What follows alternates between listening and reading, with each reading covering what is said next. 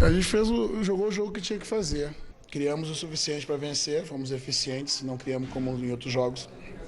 É uma vitória consistente, né, que nos coloca acima da tabela e que no sábado a gente tem condição de confirmar, né? Esses pontos que nós conquistamos fora se confirma com o jogo em casa, né? E em tese recuperando os pontos que nós deixamos contra a Chapecoense. Em coro gritaram o nome da minha esposa e o nome das minhas filhas com adjetivos pejorativos. Esse episódio lamentável que eu reagi com xingamentos no final do jogo para a torcida, ele é justificado por isso, né? Não me orgulho do que eu faço, porém preciso explicar. Não vou me acostumar nunca às deselegâncias, mesmo que seja do esporte, porém é preciso fazer esse registro, né? Hoje eu me senti extremamente ofendido.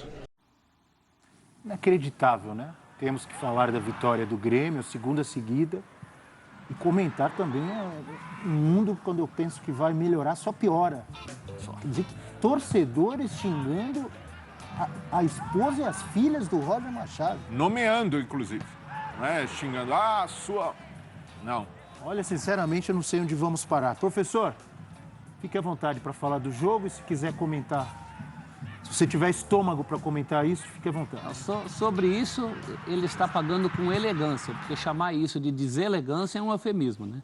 Foi muito mais do que uma deselegância, então parabéns ao Roger pela elegância no trato. Eu acho que também isso faz parte da gente tentar mudar as coisas, atitudes como essa dele que não responde jogando paus e pedras, em quem te joga paus e pedras, né? Quem sabe os caras se tocam ou o pessoal em volta se toca. Sobre o jogo, ele falou, fomos eficientes e criamos para isso.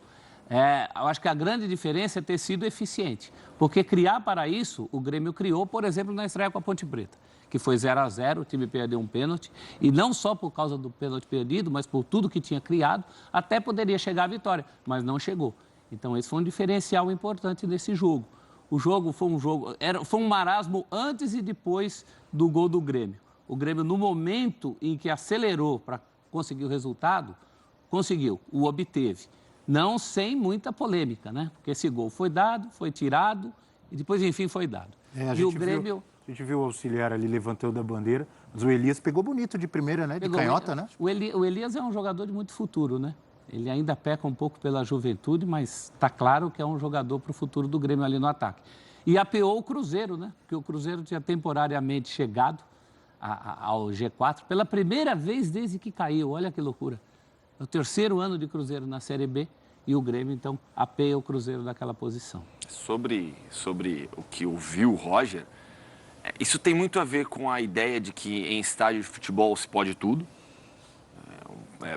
Praticamente, muitos entendem assim, é um lugar sem lei. Você pode falar, fazer o que quiser.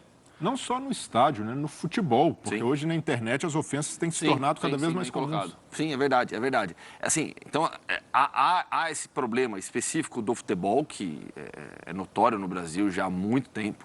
Né? A gente vê no estádio, né? Hoje em dia isso já diminuiu por conta das punições esportivas, né? Mas o pessoal que arremessa coisa no gramado, xinga alguém assim, na rua não faz isso.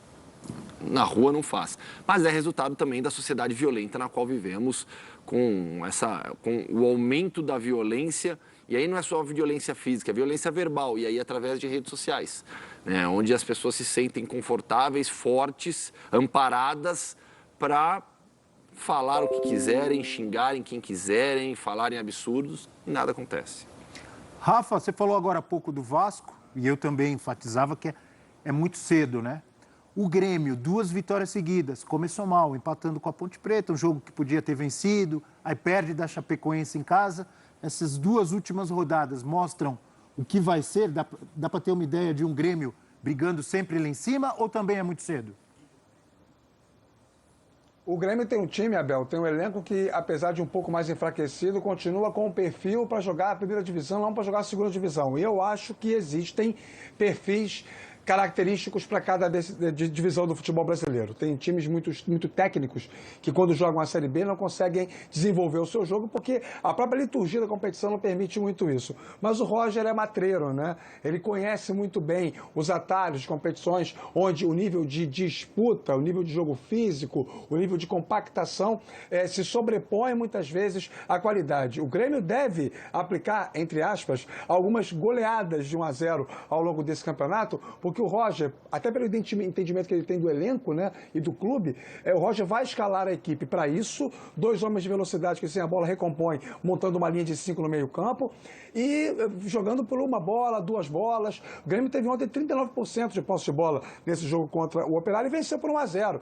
Então é assim que se joga uma Série B. É você potencializar, valorizar aquilo que você tem de melhor, explorar bem as suas individualidades, ter um sistema defensivo muito bem montado e jogar no erro, porque na Série B os erros acontecem também numa incidência um pouco maior. Então eu acho que o Grêmio vai numa toada boa para poder voltar à primeira divisão. A gente Matreiro, completa rapidinho que a gente tem que chamar o intervalo. Elias Manuel, mas tem que falar do Biel, ex-Fluminense, Gabriel Teixeira, abriu a picada para essa vitória. Mais uma assistência, assim como no jogo contra o Guarani. Foi muito bem no jogo. E Matreiro, como disse o Rafa Marques, é também o Palmeiras, que não economizou em gols, mas podia ter feito mais. Daqui a pouco a gente vai falar dos personagens da vitória do Verdão, do Rony. É para ser elogiado ou cornetado o Rony?